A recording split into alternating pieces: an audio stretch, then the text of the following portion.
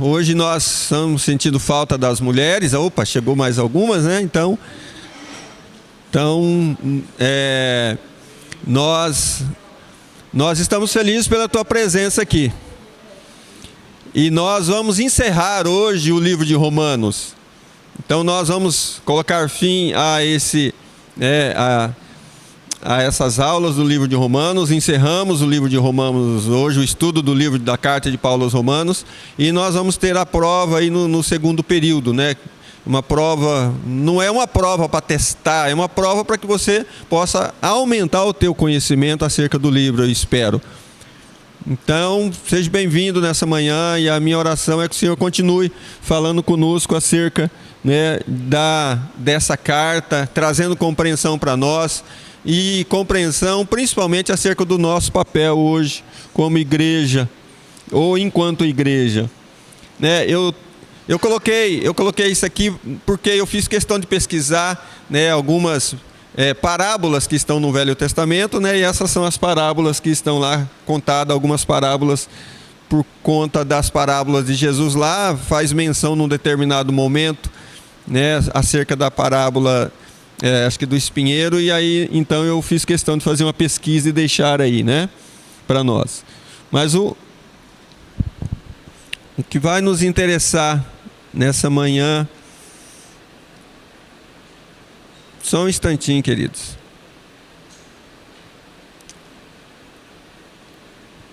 Só um instante.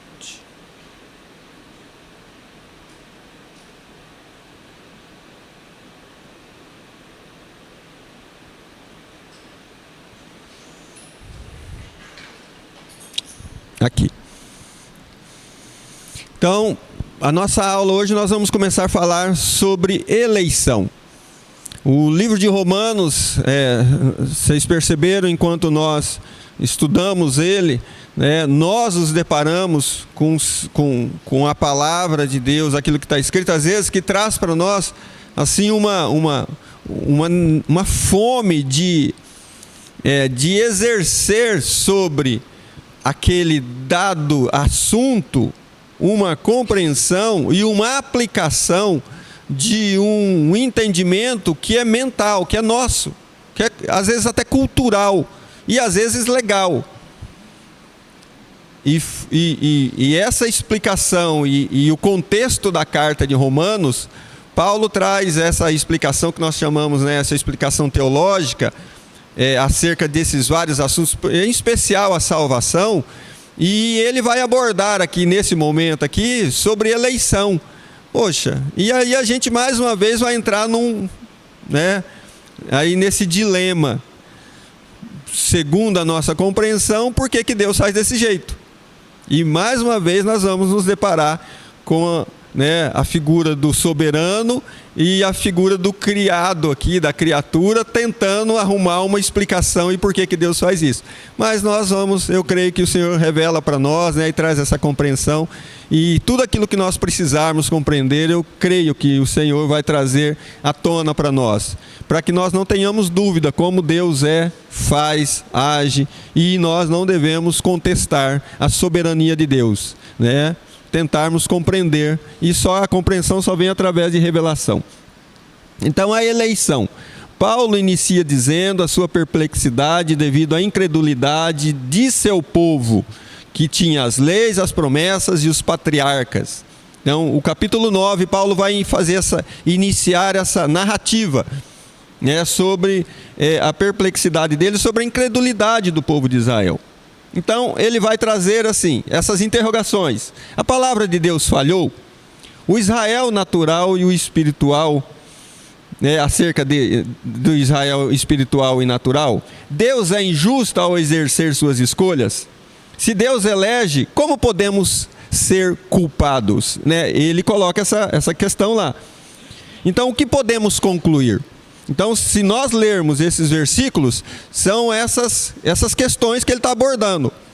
Poxa, Deus elege? Então ainda eu sou culpado? Como é que se ele que elegeu, eu não posso ter culpa, afinal foi uma escolha dele. Então, tudo isso vem sendo questionado. E ele vai colocando, essas coisas, trazendo para nós a compreensão. Então prevaleceu a misericórdia divina em aceitar os gentios, pois os judeus rejeitaram a Cristo. O Senhor é soberano e lhe faz como agrada, segundo está escrito lá em Salmo 115, versículo 3. Né? A soberania dele, ele faz como agrada. Mas afinal de contas, quem está com a Bíblia aberta aí? Abre aí, vamos lá. Eu quero ler Romanos capítulo 9. Vamos ler alguns textos. Abre aí o 13, vai lendo do 13 em diante. Alguém pode, por favor, me ajudar aí. Como está escrito, amei a Jacó, odiei Esaú. Que diremos, pois, que há injustiça da parte de Deus? Pronto, agora começa lá no 19, vai lá pro 19. É. Dirás, então, por que se queixa ele ainda, porquanto quem tem resistido à sua vontade? Vai, continua. Mas, ó homem, quem és tu que a Deus replicas? Porventura a coisa formada dirá ao que a formou? Isso. Por que me fazes assim, fizeste assim? Ou não tem o oleiro poder sobre o barro, para da mesma massa fazer um vaso para a honra e outro para a desonra? 30. Quero ler o 30 até o 33 agora. Que diremos, pois, que os gentios que não buscavam a justiça alcançaram a justiça? Sim, mas a justiça que é pela fé. Mas Israel, que buscava a lei da justiça, não chegou à lei da justiça. Porque não foi pela fé, mas como que pelas obras da lei, e tropeçaram nas pedras do tropeço. Como está escrito, eis que eu ponho em Sião uma pedra de tropeço e uma rocha de escândalo, e todo aquele que crer nela não será confundido. Então, quando nós nos deparamos com esse texto, Paulo está tentando explicar justamente acerca dessa eleição do povo de Israel, que é o eleito? É. E por que então agora ele está sendo como se fosse uma rejeição? Não há uma rejeição, simplesmente foi colocado diante deles, né, a pessoa de Jesus. A pessoa de Jesus. E quem rejeitou a pessoa de Jesus, a pedra angular, foram eles. Né? Por quê? Porque não foi pela fé. Foi aonde que estava o amparo deles, segundo o que está escrito? Acabou indo eles acabaram entrando por um viés das suas obras. Eles estavam estabelecidos assim, nós guardamos tudo aquilo que Deus mandou nós guardarmos. Guardavam? Não guardavam. Tem gente que vai guardar. Não guardavam toda a lei. Né? Eles guardavam algumas coisas. E qual que era o amparo? Era essa. Você vê lá, Jesus pega alguém fazendo uma oferta, né? E ele dizendo, eu estou dízimo, eu faço tudo certinho, aparentemente. Pega um outro rapaz e o rapaz diz assim, eu faço tudo isso. Olha como é que eles estavam amparados. Eles estão diante de Jesus e eles estão numa defesa de obras. Né? Nessa defesa. Então, mas aí que está. Então, a culpa é minha. Então, a culpa é minha que não compreendi. Você vê como é que nós ficamos confusos, né? Não, mas... Mas na verdade, melhor o que é. Por isso que foi necessário que Jesus se mostrasse carne para que essa culpa fosse tirada de mim agora, mostrando a forma que eles compreenderam mal e a graça, como Jesus veio para tirar esse entendimento errado deles. Então, Jesus foi se revelado a eles que não tinham a compreensão de que ele era o Salvador. Eles se apegavam em coisas palpáveis, eles se apegavam na lei. então vamos lá. Você é um escolhido, você é do povo de Israel. Então quando você não é, tá? Você não é. Mas quando você leu a Bíblia, né, quem tem revelação, quando você leu, você creu que Jesus é o Filho de Deus e foi salvo? Então qual a diferença entre você e o judeu? Você não tinha até então a lei antes que te defendia? Você se julgava alguém bom. Mas quando você compreendeu, então qual a diferença entre eles e nós? Nenhuma. Não tem. É só o não crer.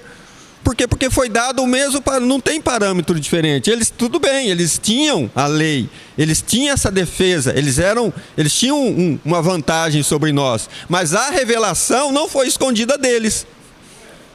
A revelação, ela é universal.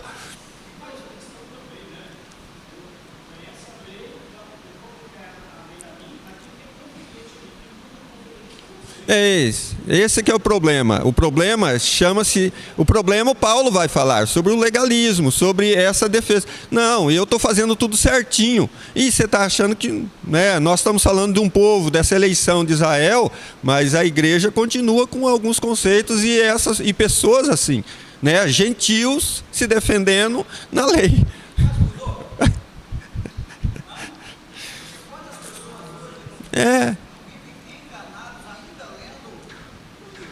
Sim, mas quando nós estamos dentro do contexto do livro de Romanos, nós estamos estudando a vida de um povo escolhido. Talvez por isso nós tenhamos um pouco de dificuldade em compreender, porque esse povo é o povo escolhido de Deus. E agora há uma rejeição. Paulo está defendendo a raça dele. Ou Paulo está fazendo uma defesa, tipo assim, olha, vocês são indesculpáveis. Já imaginou eu estar aqui falando... Nós pertencemos a uma só classe e eu não estou defendendo você, como se vamos supor que eu fosse um sindicalista e eu estivesse tirando um benefício seu que pertence à classe dos professores, vamos falar assim, dos pastores, e eu estou tentando tirar algo que é lícito, que você considera. Não, mas isso é um benefício para mim. Por quê? Porque a lei é um benefício para o judeu? Claro, ele está estabelecido nela. Agora vem e tira isso dele? Negativo. E nivela ele com o gentil? Eu, nem a pau, não quero. Então eu prefiro ficar com a... Eu sou diferente. Às vezes é o que aconteceu lá em Mateus, no capítulo 20, com a parábola da vinha, onde ele enxerta? O mesmo. Então, apesar das vezes soar para nós confuso, não existe confusão. Deus, na sua soberania, estabeleceu em Cristo, queridos, isso já havia sido estabelecido desde Gênesis capítulo 3, a vinda do Salvador. Então, quem é indesculpável? Quem vai se colocar como indesculpável diante de Deus? Não tem como. Então prevaleceu a misericórdia de Deus para alcançar o gentil. O gentil também, já que houve uma recusa do judeu, Deus estabeleceu um plano universal, enquadrando todo homem, porque todos pecaram. Então os judeus rejeitaram a justiça de Deus. A justiça de Deus foi executada em Jesus. A justiça de Deus para a justificação de todo aquele que nele crê foi exercida em Jesus. Nós seríamos aqueles que merecíamos a justiça de Deus ou o juízo de Deus, né? Executar a morte sobre nós. Foi executado no seu Filho. E eles recusaram a justiça de Deus e a ignorância de Israel. Precisamos orar por eles, né? Por quê? Porque zelo sem conhecimento e compromisso sem entendimento se torna nisso. Fanatismo, né? Algo que eu zelo acima de qualquer coisa e eu às vezes até mato. Não se esqueçam que esse povo, todo aquele que pecava, esse povo queria fazer o quê? Exercer juízo. Lembra? Justiça própria. Pecou. Qual o pecado? Né? Traiu, não sei o quê, traz aqui. E diante do próprio Jesus, vamos matar. E estava todo mundo prontinho para exercer o juízo. Então, questões acerca da incredulidade. Será que não ouviram? Será que não entenderam? Será que não se humilharam? Então, nós sabemos que aqui ele vai colocar, né, os textos de Isaías lá também, ele vai falar, então, quem enviarei? Como ouvirão se não há quem pregue? Né? Quem irá? Então, tudo isso aconteceu com Israel? Aconteceu. O próprio Jesus se manifestou. Aliás, o próprio Jesus se manifestou ao seu povo. Veio para o que era seu. Né? O evangelista João faz questão de dizer isso. João 1,11, ele veio para que eram os seus, mas os seus o rejeitaram. Então não é só Paulo que fala isso, João também menciona isso. Israel não quis receber a Jesus, né?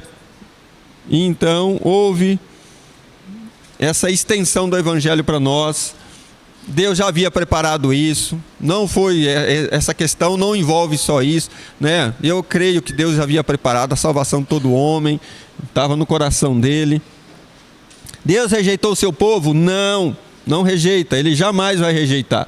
Disse Elias, né? Ele disse para Elias: mantive 7.000, quando nós pensamos que estamos só, né? Deus tem uma imensidão de homens e mulheres. Às vezes a gente acha que a igreja está sendo abatida, ela está em menor, numa posição está defasada. Nós estamos ali sendo vencidos, fomos enfraquecidos. Que nada, querido. Nós não temos ideia onde homens e mulheres têm se ido para que esse evangelho, né, o evangelho do poder de Deus para salvar todo homem, tenha acontecido. Então, no ano passado, eu ouvi o Xande lá, aquele ex-Paquito, né, num dos podcasts que ele fez aqui no Brasil, e naquele momento da vida dele, ele estava indo para o país, e eu esqueci o nome do país, mas é o país com o índice demográfico, esse índice que coloca aí, que traz o patamar de grandeza ou de pobreza de um país, e era o segundo pior do mundo. Já tinha sido o primeiro, o último, né? Ou seja, o país mais pobre do mundo. Ele para poder implantar o reino. E ele não, o pensamento dele, queridos, ele é um homem tão impactado pelo evangelho que o pensamento dele não é salvar é salvar um país. Ele diz assim: olha o pensamento desse homem, impulsionado, né? Nós, né? O evangelho, o poder de Deus vai tirar esse país dessa condição. Um dia nós vamos ouvir falar isso, você pode ter certeza disso. Um dia isso talvez está escondido. A igreja está trabalhando nesse país, e esse país um dia vai se tornar conhecido. Você pode ter certeza disso. Por que nós temos certeza? Porque a igreja está lá. Porque a igreja foi para lá com isso. É intencional. Ela se propôs, e não é uma proposta dela porque ela quis. É uma proposta de quem? Do Senhor. Do Senhor. Mudar o quadro, né? Por quê? Porque quem que você acha que é glorificado? Quando o quadro de uma vida dessa ele recebe. Eu fico sempre pensando, né? Quando nós recebemos algo muito grande de Deus, não precisa ser muito grande, mas algo que excede. Por exemplo, você pede uma coisa, Deus vem. Se eu contei, eu vou repetir. Deixa eu só repetir isso para vocês perceberem quem recebe a glória quando alguém recebe alguma coisa. Só vou contar isso para vocês terem uma noção. Então eu entro num determinado local, acho que eu já falei isso para vocês, e tem um homem pedindo alguma coisa, e ele me dá um papel, e eu li o papel, não li o papel, né, porque eu falei, eu vou devolver, não tem interesse nenhum, isso aqui, né, e eu entrei. Enquanto eu estou fazendo, né, mexendo com dinheiro, um depósito lá, eu olhei o papel e estava escrito assim: Deus te abençoe. Eu sempre tive convicção. Eu andei, acho que foi com teu pai em Goiânia. Cara, eu vou dizer uma coisa para você. O pai dele, nós saímos da casa do pai do Herbert lá. Eu vou falar isso, tá? Eu acho que teu pai não iria achar ruim, né? E aí o pai dele pega um pouco de dinheiro, tira do bolso, queridos. Eu fiquei impactado com isso. E ele coloca no cofre do carro, né? E ele tem os lugares que ele passa. Você sabe que ele tem os lugares que ele passa, ele já vai encostando e o cara já sabe que ele vai dar o dinheiro. Aí o cara encosta e dá pro cara. Cara, eu fiquei impactado com aquilo. Impactado, extremamente impactado com aquilo. Né? Que interesse tenho eu de ficar ajudando as pessoas na rua? Alguém que sabe que Deus está, né, nessa proposta. Mas deixa eu falar para vocês. Aí eu entrei e li assim: Deus abençoe. O dia que você pede uma benção para Deus, qual é o tamanho que você imagina que Ele vai dar? O que você espera de Deus? Senhor, eu gostaria de ganhar. Quando Ele dá, como é que Ele dá? Quem já recebeu de Deus? Qual foi a porção?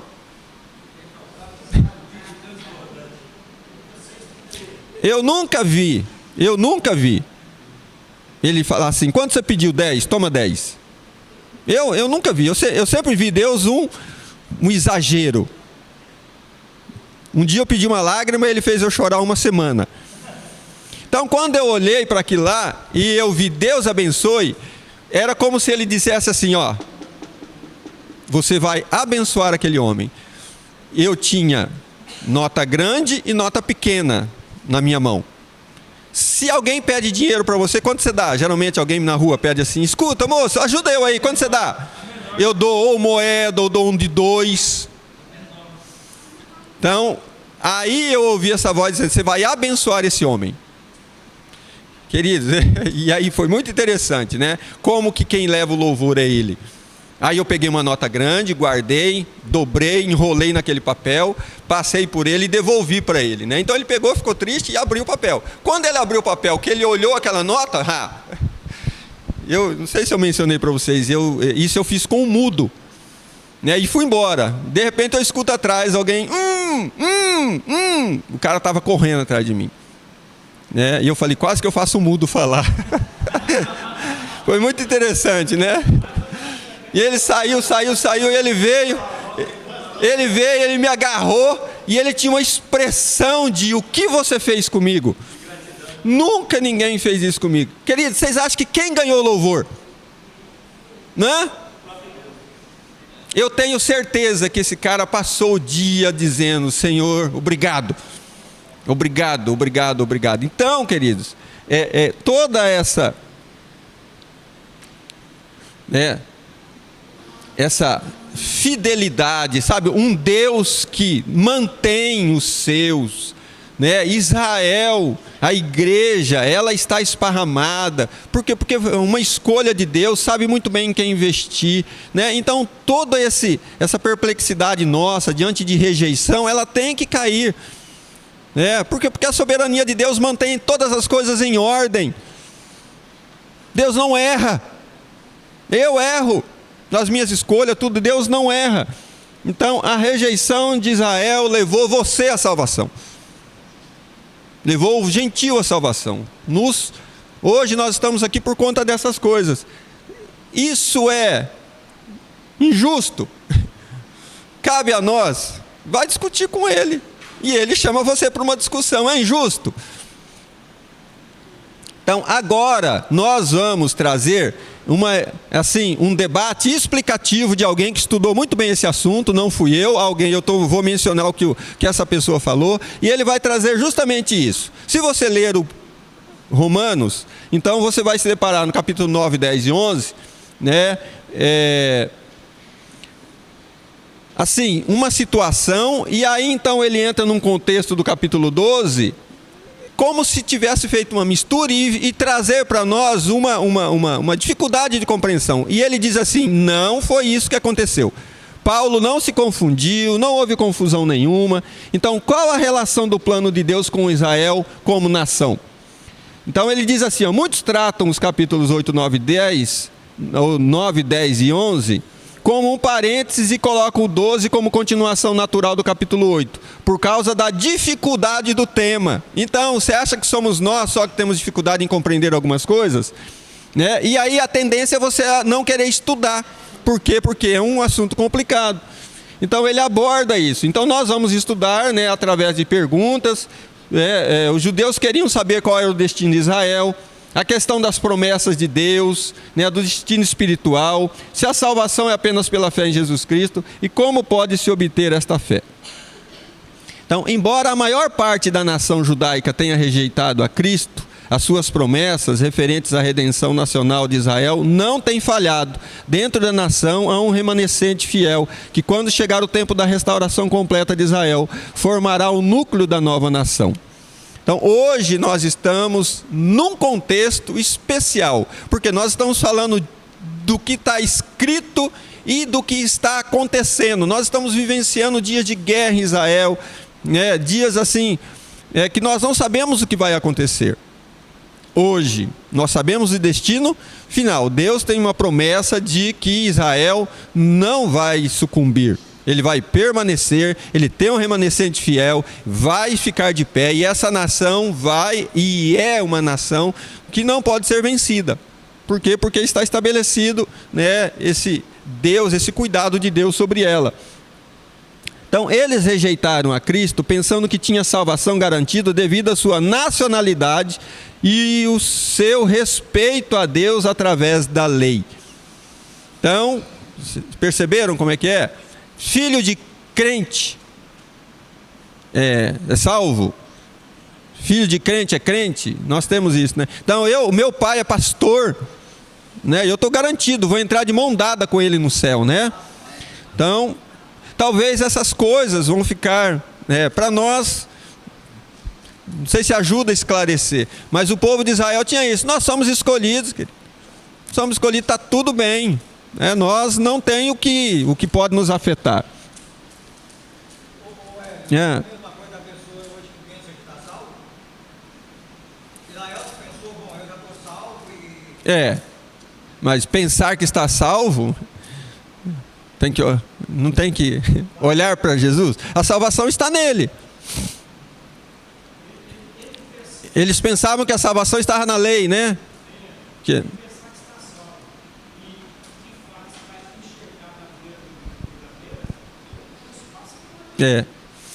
Mas é assim.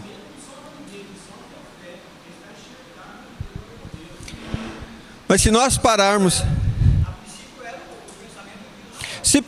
para pensar, eles têm um pouco de razão, não tem? Se pararmos para pensar assim do ponto de vista, né? Cara, afinal de contas era cultural. Como é que se ensinava? Você não tinha acesso. Era teu pai que te ensinava. Né? Essa propagação de que você e você tem um Deus que zela e que cuida, acho que era de boca para ouvido, né? Era esse convencimento, os rabinos, então, tudo que você tinha era essa cultura. E era uma verdade. Só que o que era omisso? O que estava oculto? Estava oculto a revelação do Jesus que viria, e eles ainda aguardam vir. E já veio. Então, eles tinham um porquê? Tinham. Mas também tinham que dar ouvidos, né, para aquele que viria? Tinham. Então, indesculpáveis eles? Indesculpáveis. E nós? Nós não temos nada a ver com isso. Nós somos gentios, indesculpáveis também. Todo mundo entrou naquele círculo de Romanos 3, 23. Porque todos pecaram, estão fora da aliança com Deus. Se você ler 2 Coríntios capítulo 5, do versículo 17, que diz que é uma nova criação, né, quem está em Cristo, e aí você ler 18, 19 e 20, cara, você tem uma compreensão muito grande disso. Eu li essa semana e quando eu me deparei lá dizendo assim, Deus não levou em conta o pecado da humanidade. Cara, eu fiquei assustado ao ouvir falar isso de novo. Você já pensou? Deus suportou toda a iniquidade, todo o pecado do homem até ali e desconsiderou. É muito perdão, né? É muito amor. Por isso Jesus sofreu tudo aquilo. E é o que foge às vezes à nossa compreensão. Então, o primeiro problema tratado por Paulo nesse capítulo é o da resistência da Israel ao Evangelho, ou de Israel ao Evangelho. Porque o próprio Evangelho se manifestou para eles. O próprio Jesus esteve presente. E não pensa, nós estamos aí fazendo assim, não, pensa, se Jesus tivesse manifestado, eu teria crido. Teria, né? Lê o capítulo 6 de João. Na época a compreensão seria mesmo. Lê o capítulo 6 de João. Tem uma multidão de pessoas, Jesus faz um milagre, e aí eles saem para conversam com alguns, e é como se nós estivéssemos nesse auditório, tivesse acontecido algo aqui, aí a gente continua, alguém se levanta lá e diz assim, escuta, você vai fazer algum outro milagre aí para que a gente creia em você? Jesus havia acabado de fazer e era constante, querido. Só... Então ele já havia feito coisas, e aquela multidão estava atrás dele justamente por conta que ouviam falar dos milagres, e estavam pedindo mais um. É.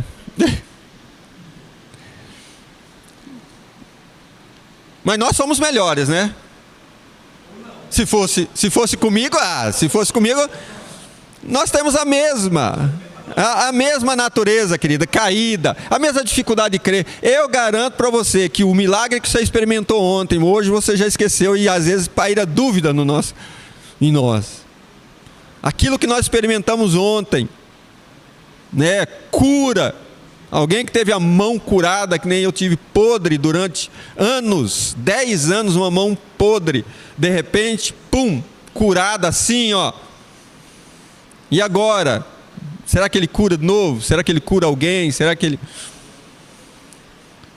Então nós também somos indesculpáveis, estamos nesse, quando nós não podemos, ao olhar Israel, tendo essa rejeição, querendo ter defesa, nós não podemos nem culpá-los, porque nós não somos diferentes dele. Ah não, Israel aí deveria ter crido, porque Jesus se manifestou. Ele continua se manifestando e as pessoas continuam não crendo, do mesmo jeito. E ele disse que muito mais bem-aventurado é quem não visse e cresce, né? Então, onde Moisés teve o mesmo desejo... Então vamos lá, o primeiro problema foi esse. A sua tristeza por Israel, eu acabei de ler, né, no capítulo 9, versículo 13. Era o desejo dele, era de se sacrificar e a sua própria vida se pudesse contribuir para a salvação desse povo. Nós acabamos de ler, né, capítulo 9 de Romanos, versículo 3. Se ele pudesse, ele disse que ele seria excluído para que fosse muitos salvos. Ele fez o papel dele, queridos. Então, se nós queremos beneficiar alguém com salvação, nós devemos cumprir o nosso papel, né? Não adianta a gente se descabelar, fazer, não, eu faria qualquer coisa. O que você tem que fazer? Faça o que Paulo fez, né? Nós devemos cumprir o nosso chamado como Paulo cumpriu. E ele chegou num determinado momento que ele disse: se eu pudesse dar a minha própria vida, eu daria para que alguns... Mas não tinha... Ia resolver? Moisés ia resolver se Moisés fizesse o que ele se propôs? Não iria resolver. Tudo está na mão do Senhor. Então sabemos que nem Moisés e nem Paulo podiam salvar Israel, mesmo morrendo por eles. Então Moisés também, lá em Êxodo 32, teve o mesmo pensamento, né? De tentar fazer alguma coisa. Sabe com quem faz isso? O pai com o filho, né? Às vezes tem pai que fala: eu daria a minha vida, né? Eu queria passar, para que o filho não sofra, queridos. É um sentimento realmente né? Eu compreendo, hoje eu compreendo. Porque se eu ver o meu filho sofrer, o que você quer? Eu não quero. Eu gostaria de abster ele do sofrimento. Não tem jeito, a escolha é de quem? Eu tenho dificuldade, às vezes, de alguns assuntos com a minha esposa, né? Porque a minha esposa quer impor a vontade dela e o pensamento dela e aquilo que ela já ganhou de Deus, né? Essa salvação, apartar de algumas coisas, e ela vê alguém fazer, ela tem que parar com isso. Fala, cara, é uma escolha dele, você não pode interferir nele, não tem jeito de você viver a vida dele, a escolha é dele, a escolha é dele.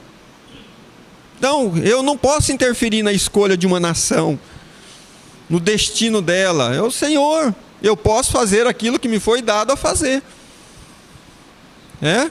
Talvez seja a melhor proposta para nós. Não, mas eu vou ser advogada.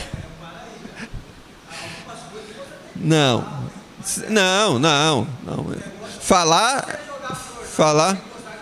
Falar, exatamente. Eu também, o que nós devemos fazer é dar para eles essa decisão, né, deles decidiram pelo melhor, explicar para eles que é o melhor diante de uma situação. Vou falar para ele que tem um certo. Você vai só orar por ele e dizer: não, aconselhar. Não, você tem que chegar e falar: amigo, irmão, você está errado, eu vou te mostrar uma forma. Sim, exatamente. Você vai falar, você não vai convencer. E nem impor, né?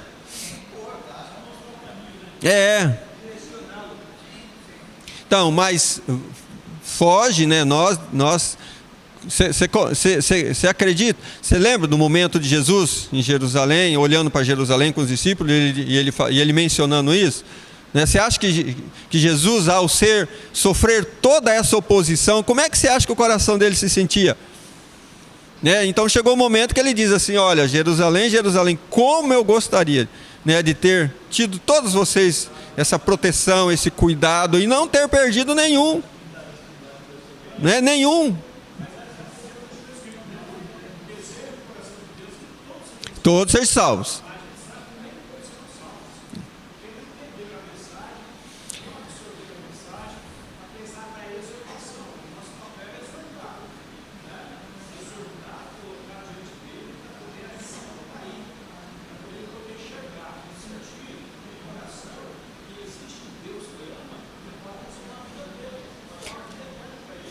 Então,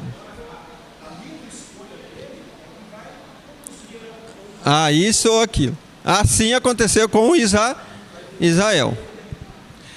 Se nós hoje olharmos para Israel, com o nosso coração cheio de misericórdia, alguém já tentou lançar julgamento sobre Israel e falar assim: merece o que está passando? Espero que não. Nessa situação toda, eu acredito que a gente fala assim, apesar, é um povo escolhido, é um país escolhido, mas a gente pondera Deus assim, mas... Nós vamos ver onde começou aqui agora. Então vamos lá. Este fato nos faz lembrar da tristeza de Jesus, e a teimosia, o apego ao pecado, a rejeição do Messias. Quando ele fala, justamente ele fala sobre isso lá, quando ele diz: Jerusalém, eu gostaria de ter, vocês todos aqui, como uma galinha faz com seus pintinhos essa proteção, e houve essa rejeição. Então, essa eleição de Israel, nós temos uma ilustração da soberana eleição ou escolha de Deus, quando ele vai falar sobre Jacó e Esaú. Então havia duas nações, Então Deus conhecia Jacó e Esaú antes de nascerem, sabia o caminho que cada um iria tomar e qual deles cumpriria o seu propósito. Ele escolhe a quem lhe apraz para levar a sua vontade ao mundo. A sua preocupação é com a linhagem santa de Abraão, com Israel verdadeiro. Então a conclusão: a sua condição de nação perdida deve-se não ao fato de Deus não querer salvá-la, mas por Israel não aceitar a salvação nos termos de um Deus justo e soberano. Agora nós podemos tentar tirar uma conclusão para algumas dúvidas nossas. Nós estabelecemos um plano e nós então trazemos esse plano para alguém. Quando esse alguém não cumpre o plano e se dá mal, então a culpa é minha. Então, é assim, o Israel não quis o plano de Deus. É o que nós hoje contemplamos ainda. Nós queremos o quê? Estabelecer para a nossa salvação e para o nosso padrão de Deus, qual é a conduta? Quem dita as regras da minha conduta para com Deus que vai me salvar um dia? Muitas vezes somos nós mesmos. Eu venho e anuncio o evangelho para alguém, ele diz: não, você não é melhor que eu também não estou matando, não estou roubando e eu não estou fazendo nada de errado, Deus vai me aceitar. Mas o plano não é esse, o plano é todos pecaram e Jesus pode salvar esse todo. É Ele, é nele, Ele é o caminho. E aí tem gente que diz que não, um outro caminho também vai servir. Então, os termos continuam isso. Então Deus tem essa preocupação. Então, nós que não conhecemos nada do amanhã, queremos interferir no Deus que criou todas as coisas e já sabe o final de todas as coisas. Se você soubesse que alguma coisa iria dar errado na sua vida amanhã, você faria, Alexandre? Você está maluco? Vou nada. Então, quando nós vemos a interferência de Deus em algumas situações, nós falamos: por quê? Por quê? E ficamos Tem coisas que no futuro a gente compreende, No futuro a gente vai compreender e lembrar daquele dia que aconteceu algo que julgamos ser mal e então veio a ser bom. Então a soberania de Deus coloca nós em xeque no nosso pensar, no nosso agir, no nosso... Por quê? O que você sabe para aconselhar a Deus? Para tirar dele a soberania? O que você sabe do que vai acontecer? E tem um detalhe, tá? A soberania de Deus contempla todo ser que habita a terra hoje. E toda a sua vida, do hoje e do amanhã, até ela cessar. Você consegue governar quem? Mal tem o controle da minha vida, que às vezes está num desequilíbrio danado. Tem que estar para cá, está para lá. Eu às vezes não consigo, eu mesmo governo. E não tenho mesmo. Preciso do quê? Da graça desse Deus. Eu preciso dele e reconheço. Agora imagina controlar e ter o controle e o equilíbrio sobre 7, acho que no livro de Juízes, que termina dizendo, né, que todo aquele desequilíbrio, por que estava acontecendo? Não havia juiz. Cada um fazia o que bem queria. E se deixar por nossa conta, é assim. Por isso nós precisamos do quê? Da soberania de Deus. Da soberania.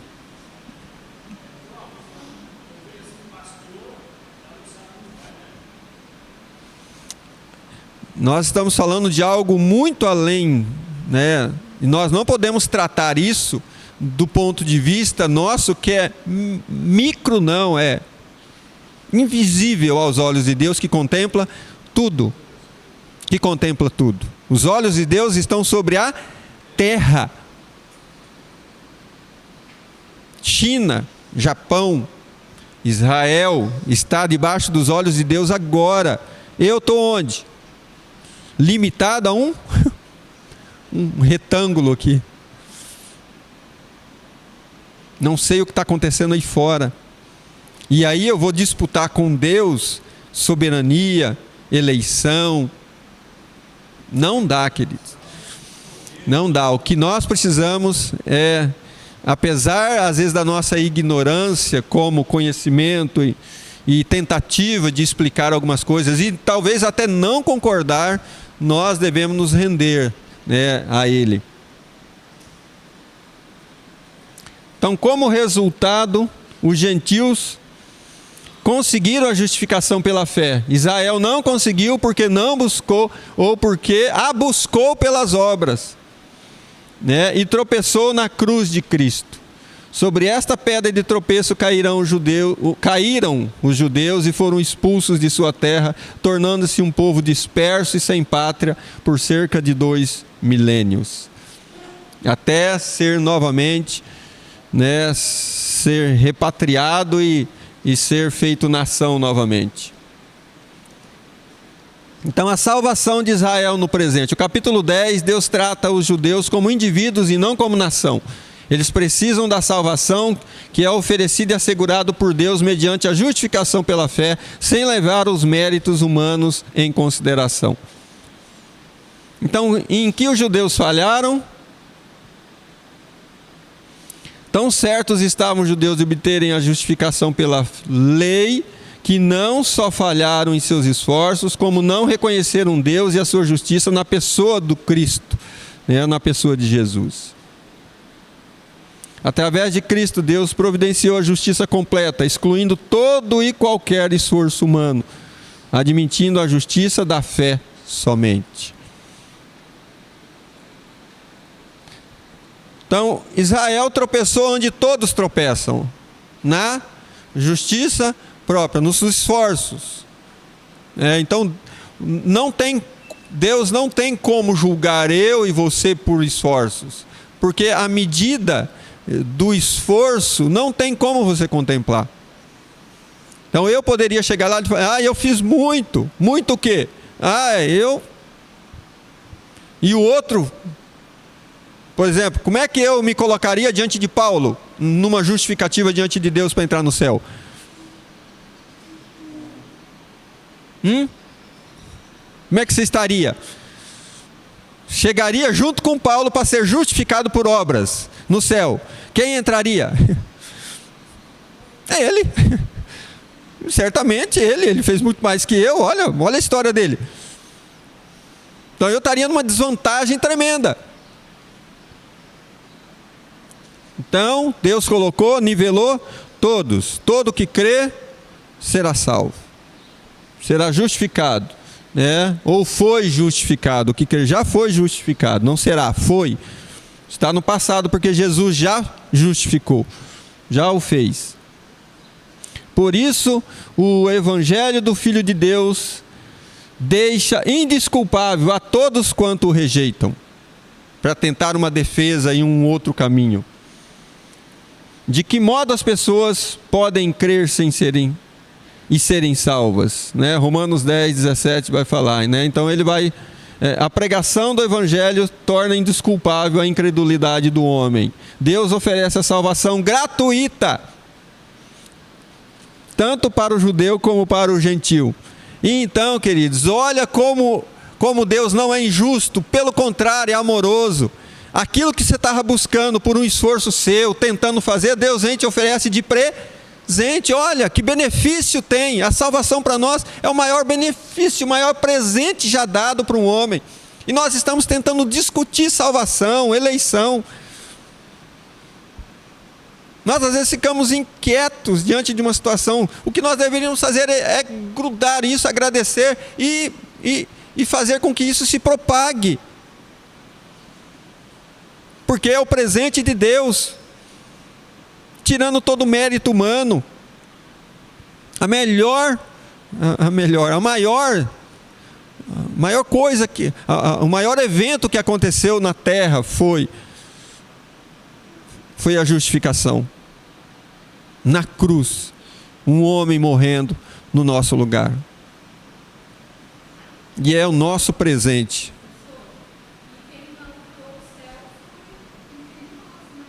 Hã?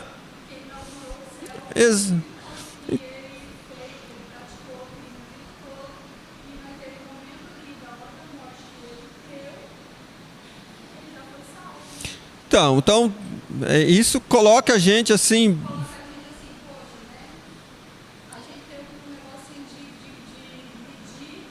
Exatamente.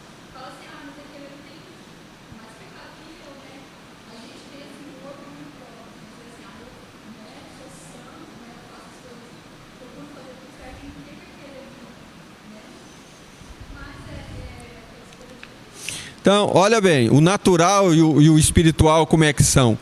Como são? Então, nós como seres humanos naturais, a nossa tendência de medida, geralmente nós não medimos o que nós temos. Nós medimos o quê? Aquilo que nos falta.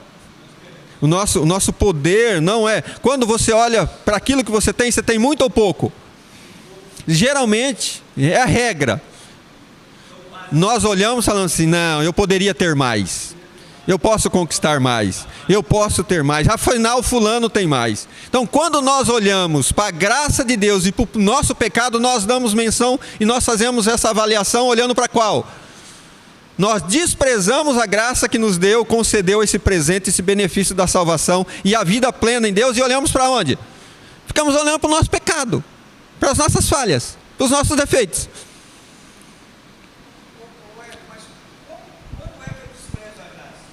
Quando você olha para o miserável, quando você olha para você e acha que você é um pecador ainda, e você esquece de que Jesus disse que você foi justificado, você não é mais um pecador, você é um perdoado.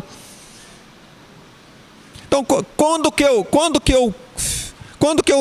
machuco o coração do pai?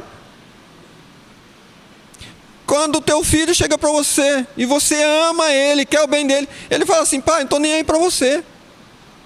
O que você me deu não é nada. Eu estou me lixando, você me colocou no mundo porque você quis. Ouve isso de um filho para você ver. Essa agressão de um filho que rejeita o teu amor, rejeita o pouco que você dá ou muito que você dá. E ele não olha para o que ele ganha, ele olha para o que você nunca deu para ele.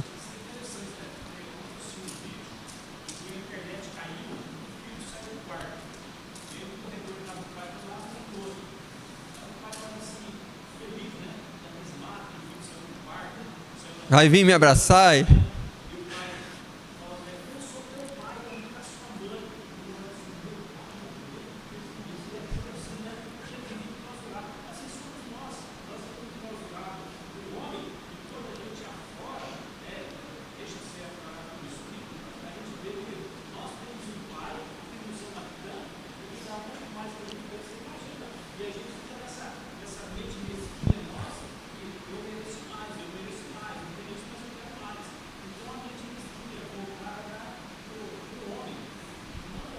Para Cristo. E aí?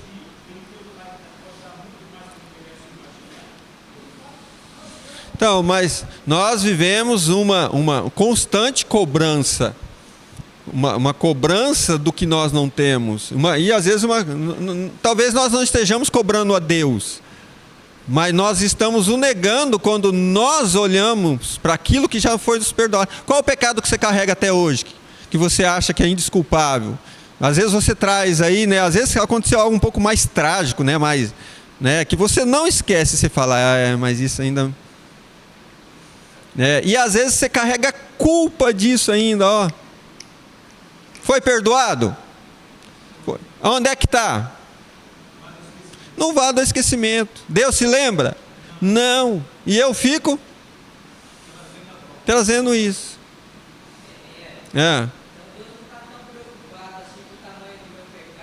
Nem um pouco. Não é tão, não. É nem um pouco.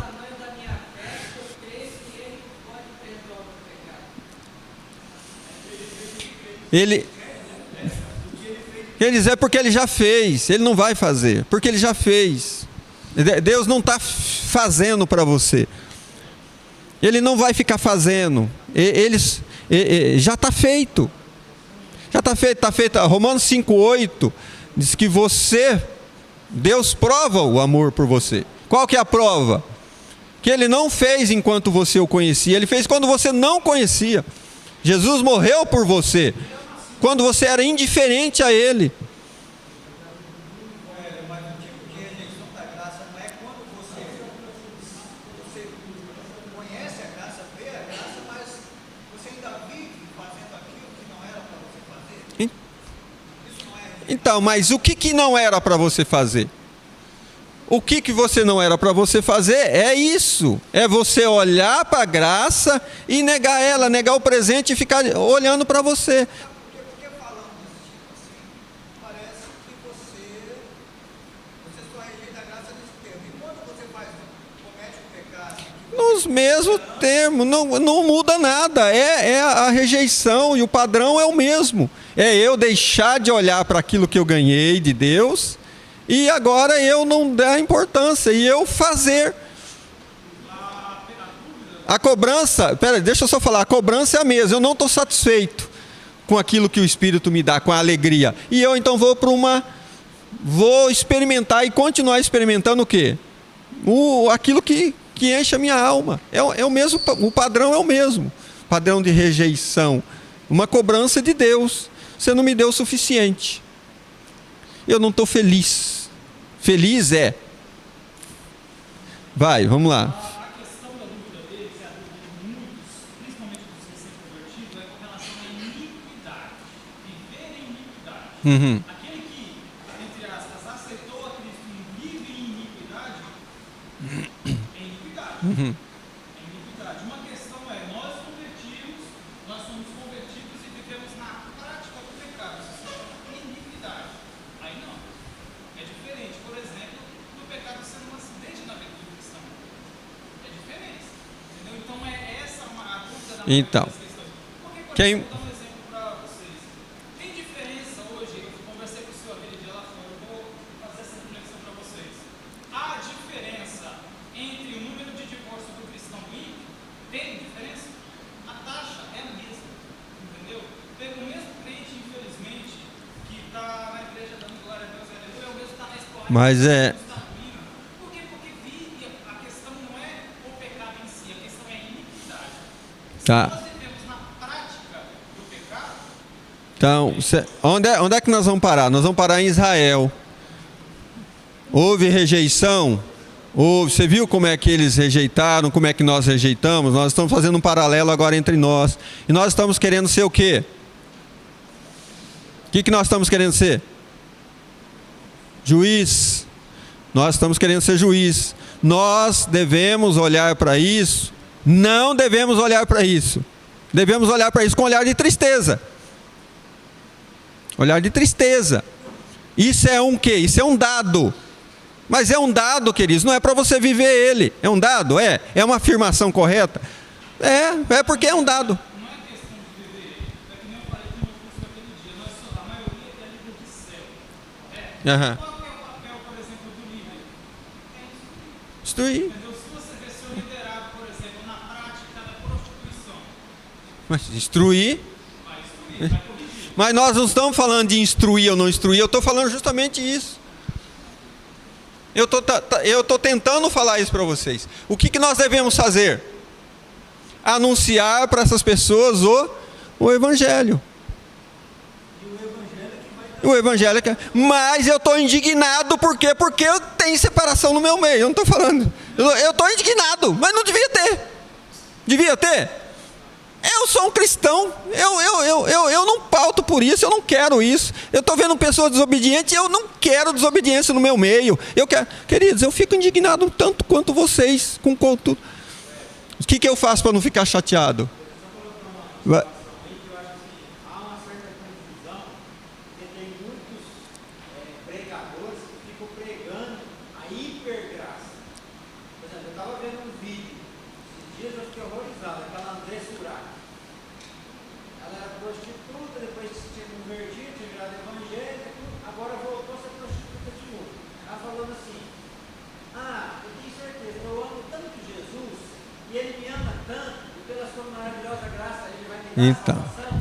E ele sabe o tanto que eu gosto da prostituição também, então ele vai me amar assim mesmo. Eu falei, Esse é o Evangelho? Esse é o Evangelho? Então, aí está muito claro, queridos. E você não precisa contestar ela. mas eu acho que aí é onde entra o pregador. O pregador é igual eu estou falando. O pregador ele tem que ser. Vamos lá. Não, vamos parar que a gente não vai chegar no consenso. Queridos, é o seguinte, né? Vamos continuar falando da eleição, que Deus nos elegeu, tudo. E nós devemos continuar ministrando o Evangelho, olhando para tudo isso e fazendo o quê? Vivendo com os olhos pautados em Jesus. Né? Acontece um monte de acidente ao meu lado, eu vejo pessoas e eu continuo pregando o Evangelho. O Evangelho da graça. O evangelho tem aquele assim, vai, não peques mais, tem? Hã? O evangelho tem aquele assim, vai, não peques mais. Sim, tem. Tem? Claro. Ele falou para a mulher, Sim, sim. vai, não peques mais. Aham.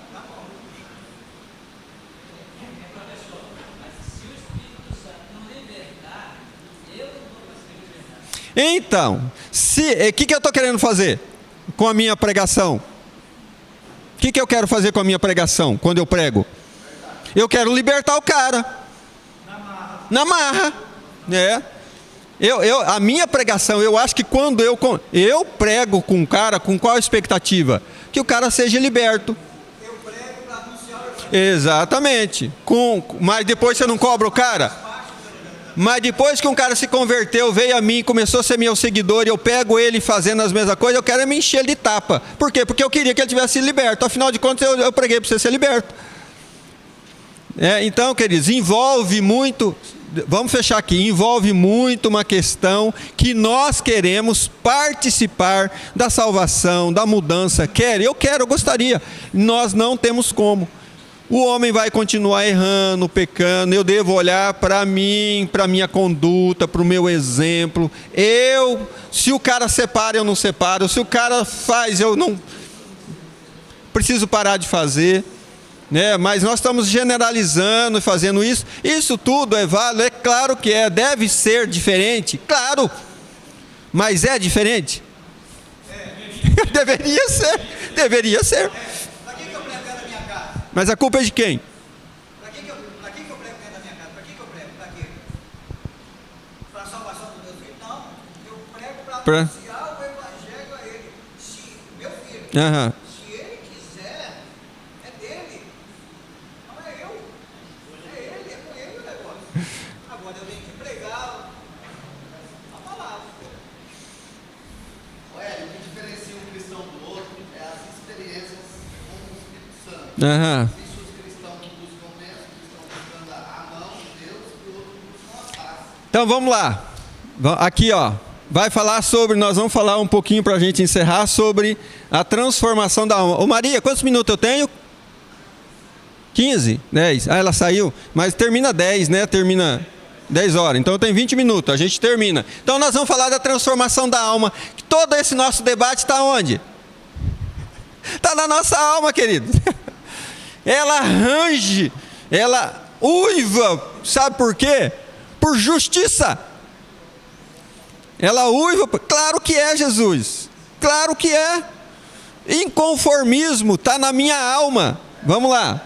Então, a transformação da alma está lá no capítulo 12, né? Como é que Paulo vai falar que ele, a oração dele é para que essa nossa alma seja transformada. Então, o corpo ser uma oferta como sacrifício vivo, a mente renovada, né? O sacrifício vivo, nós devemos ser racionais e espontâneos, inteligência nesse nosso sacrifício, e não a extremismo, né? Instrumentos de Deus, né? Adoração e participação. E por quê? Porque o nosso corpo pertence a Deus. Nós vamos avançar porque nós vamos ver isso aqui, ó. Não tomar a forma desse século, né? Através dos modismos, né? A metamorfose da alma, que ela acontece de dentro para fora. Ser cristão é mudança de ser. Por que ele coloca metamorfose? Então, aqui, gente, ó, não, eu não vou dar vazão para vocês falarem, só eu, tá? Vocês vão ter que me aturar aí.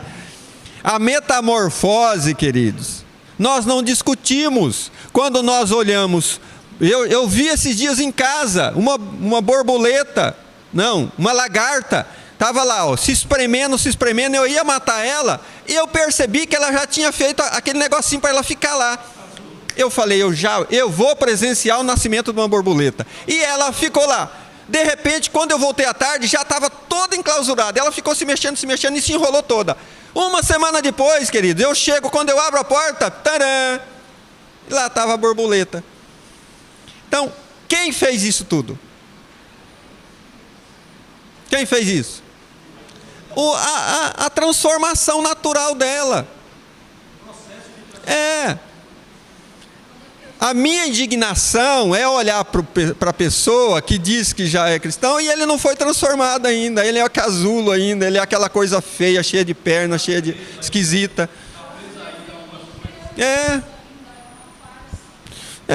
Então, né, não se preocupe com isso, não dê tanta importância para isso. Não dê tanta importância para isso. Você foi privilegiado de... escuta, vou falar uma coisa para você. Você foi privilegiado de ter revelação de Deus acerca disso, acerca do Evangelho. Amém. Viva isso com toda intensidade. Tá? E não assuma uma cultura de, mas tem gente que fala que é e ainda não é. Então, tudo bem. De repente, ele nunca vai ser. De repente ele é o quê? Lobo com pele de ovelha, né? Então, porque nós não sabemos, nós não temos como saber.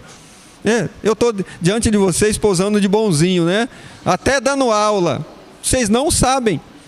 Não há como saber, queridos. A convicção está dentro, mas eu não posso te provar. Às vezes você vai me pegar numa conduta que você vai falar, o Hélio não é salvo, eu vi ele fazendo isso. Tá vendo? Agora eu sei que aquele é sem vergonha. Não faz sentido. Não dá para ter esse padrão nosso. Mas quando você semeia uma semente, o que você quer ver da semente? Sim, olha. Aquilo florescer. Semeia a palavra, mas sem aquela que você tem que fazer. Não, sem crescer, é igual. Amém. A palavra do semeador, ele saiu a semear. Não está falando só. E a indignação vai estar em nós o tempo todo por não vermos. Porque você vai cobrar da semente às vezes. Você vai falar assim, você deveria ter... Jesus um dia cobrou uma árvore, lembra? Que ele passou cobrando. feito uma cobrança, você deveria estar dando fruto.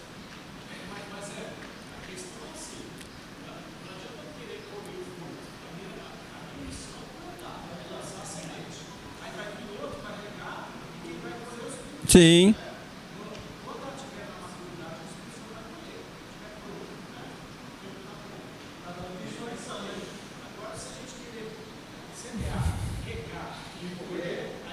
É ruim, não vai dar certo. Então, ó, renovação da mente.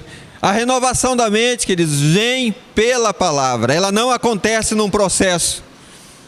Ou você conhece a palavra, né, e a tua mente então é renovada, ou senão não há uma experiência profunda, porque não vai brotar aqui dentro. Sem o conhecimento da palavra, de quem é Jesus, e quem é o Jesus que revelou esse Deus, né, que é, imagina o tamanho, imagina o que você tem de estudar, e você não tentar conhecer, você não tem. Né? Então, essa renovação mental nossa vem pelo conhecimento da palavra de Deus, pelo ouvir, né? Ouvir. No caso, a gente tem que entender bem a justiça de Deus e a justiça própria. Quando eu prego a justiça própria, minha, eu vou pegar as minhas preferências. Sim. Você faça aquilo, Sim, sim. e aí eu conformo com a justiça de Deus. Sim. Sim. É óbvio que eu tenho que pregar o evangelho, né? Às vezes dá vontade de estapear o cara que está fazendo errado, porque é necessário fazer isso. E outro cara vai se dar mal se ele continuar fazendo errado. E talvez não seja só o mal aqui, o mal ele vai colher também na eternidade, o cara não se converte. Mas infelizmente eu não vou conseguir, às vezes, convencer o cara. É um desejo meu, mas eu não vou conseguir. Nós sempre vamos ver isso. Não. Então, a prática da vida do corpo, ter conceito apropriado de si mesmo, libertar-se da arrogância e soberba, não julgar ser melhor ou superior aos outros e não se sentir imprescindível nem inútil, né? Então, você não é nem o suprassumo, mas também não é aquele que não pode nada, né? Ter um padrão de equilíbrio. Pensar com moderação, né? Os dons segundo a graça, talentos naturais e talentos espirituais. Aqui envolve o treinamento, ele fala, né? O treinamento, né? Aperfeiçoa ou traz à tona, na verdade, né? Dom é diferente de responsabilidade. A responsabilidade de evangelizar, querido, está inerente a toda. A menina, você viu o que ela falou ontem? Só dançando? Não, precisa de evangelizar. Só na mídia? Não. O atributo do evangelho, de ser um ministro do evangelho, cabe em qualquer lugar, para qualquer pessoa, né? Aí é uma responsabilidade. E na igreja suprir todas as necessidades, dons aplicados e enterrados, né? Ou enterrados. Ou seja, nós devemos aplicar os nossos dons dentro da igreja. Então ele vai terminar aqui falando sobre agora a prática da vida da igreja, né? Os componentes do amor, viver sem hipocrisia, com afeição e honra, né? Amar os adversários, não amaldiçoar ninguém, não pagar o mal com o mal, não vingar por si mesmo, né? O Estado é vingador, vença o mal com o bem. Então, quando nós queremos aplicar essa justiça sobre o pecado de alguém, né? Ou a conduta dele, quem vai fazer isso é o Estado, né? Através das suas leis. Então, a restauração e reestruturação da igreja, a igreja em células, né? Que nós aplicamos o padrão, vivemos, né? O alvo do evangelho é gerar a igreja, queridos, né, que é a correção de rumo. Então ele apresenta lá o corpo como sacrifício vivo, a alma, uma alma transformada, e o espírito fervoroso para Deus. Submissão às autoridades seculares e espirituais. Nós temos um pouco de dificuldade com autoridades, né? Hoje uma geração um pouco mais nova tem extrema dificuldade com autoridade, né? Nós não gostamos, nós temos direitos, esquecemos das obrigações, dos deveres. E a posição da igreja, ele trouxe isso aqui justamente para nós não irmos para extremismo. Tem pessoas que quando ele vai para a igreja, né, ele recebe uma revelação de que agora quem manda? Ele manda, é a igreja, ele é pastor, ele virou um suprassumo e ele não deve autoridade a mais ninguém. Então, às vezes, ele quer que a igreja governe todo nessa gerência mesmo, natural. É assim? Não. Isso aí dá-se o nome lá para esse homem aí, ó. Erasminianismo, né, do Erasmo. A teocracia, né, a igreja governa o Estado. Não. Né, o constantinismo, né, a igreja se beneficia do Estado. Não. O que tem que ser? Tem que ser uma parceria, não de uma parceria. Ah, vamos ser parceiro? Não, é uma parceria natural. Como é que a igreja em Ariquemes é parceira do Estado? Quem pode citar um exemplo?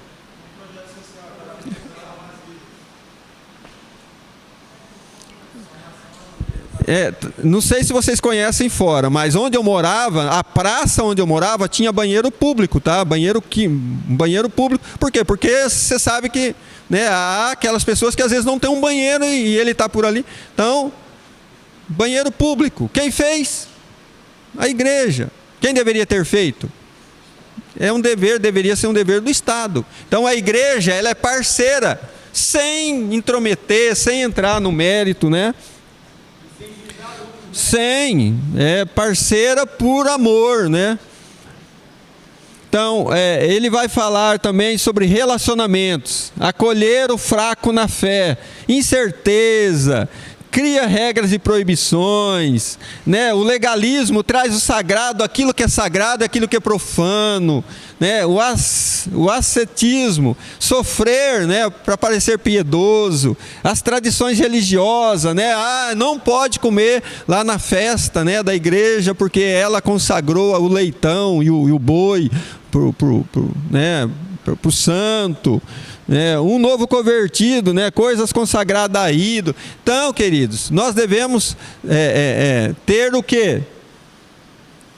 Nesses relacionamentos? Ter paciência. Ter paciência. Paulo disse que ele fez o quê? Quando ele encontrou um grande, se fez grande para com ele. Quando ele encontrou o pequeno, se fez pequeno para com ele, para quê? Para salvar a todos de alguma maneira. De alguma maneira. Então nós precisamos dessa compreensão. Quem é maduro na fé precisa ter essa compreensão. Vai chegando pessoas que vão falando coisas para você que você fala: meu irmão, que é isso? O Irineu ouve muito, né? O Irineu, por ter ouvidos aí, né, que as pessoas vão até ele, de vez em quando ele fala comigo e fala: irmão, socorro, socorro, socorro, socorro. As pessoas ofendem ele, queridos, vocês acreditam? Mas ofendem mesmo. Ofendem mesmo. Manda ele embora da igreja e ofendem. Ofendem que eu estou falando, ofendem com o evangelho que eles pregam. É uma ofensa a ele. Então, muita gente. E aí que você vai fazer o que com essas pessoas?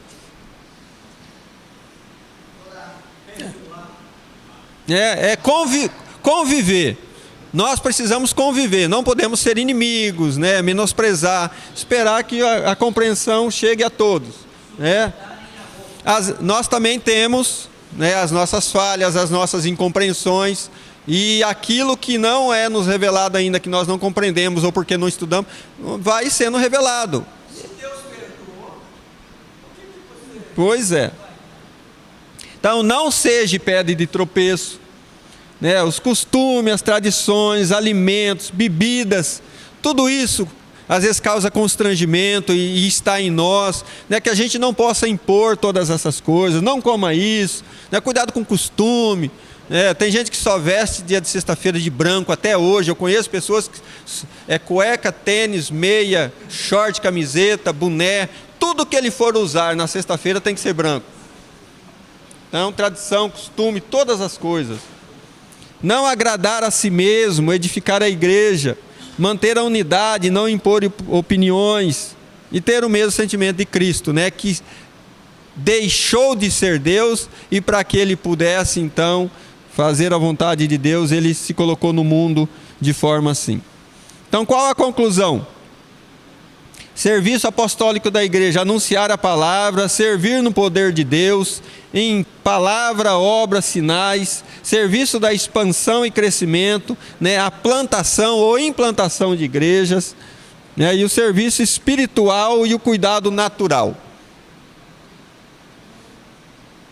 A palavra igreja é mencionada 5 vezes nesse capítulo. Mencionada por Febe como mantenedora da igreja, né? A igreja que se reunia na casa de Priscila e Áquila, o local de expressão do corpo de Cristo universal. A igreja é de Cristo, somos apenas cuidadores, local de hospitalidade, acolhimento, atenção e afeto.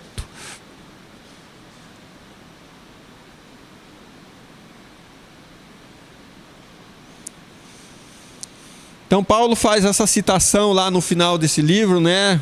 Fazendo citação aí, acho que eram 24 irmãos.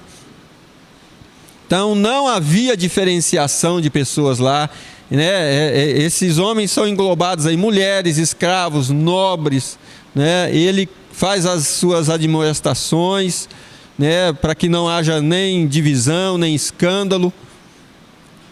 Viu escândalo? Então atitudes nossas às vezes podem provocar escândalo, mas nós não devemos fazer, também não devemos ficar escandalizados, né? Continuar a nossa trajetória. Sejam sábios, simples, discernindo o bem e o mal. E o Deus da paz dará vitória.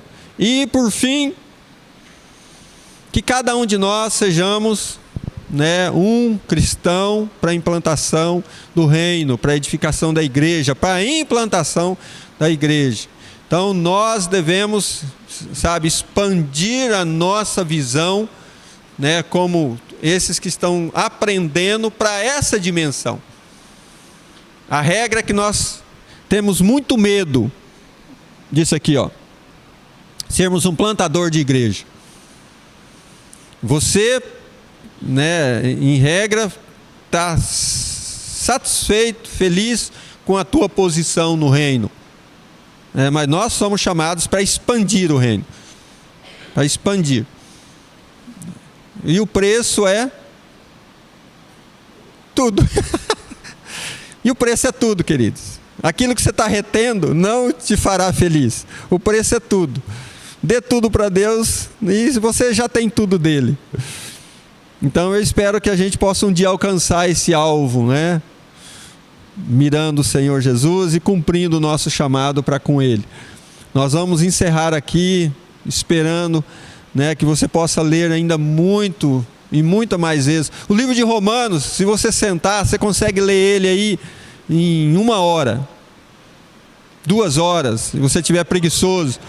Leia mais uma vez, né, o dia que você for, leia mais uma vez, né, e ali tem jeito, você vai se colocar diante dessas perguntas, diante desses questionamentos todos, né, que nós tivemos aqui.